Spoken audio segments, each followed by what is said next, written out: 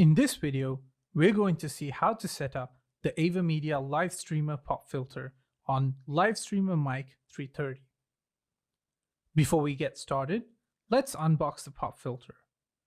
Inside the box, you get a metal mesh, the shaft, a plastic mount, a silicone mount, two Phillips head screws, a Phillips head screwdriver, and a quick start guide.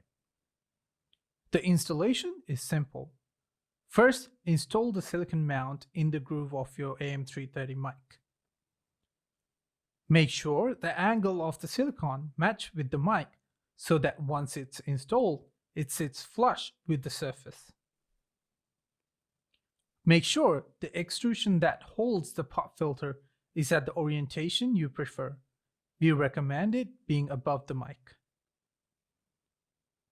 Install the plastic mount over the silicone mount like this.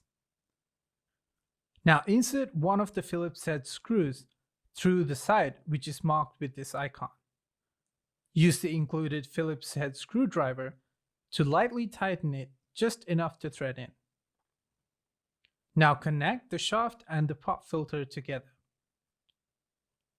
Once fully tightened, it can be inserted to the mounting mechanism we just installed on the AM330.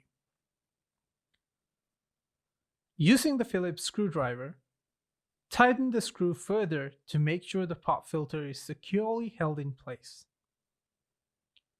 And that is how you quickly install the Livestreamer pop filter to the Livestreamer Mic 330.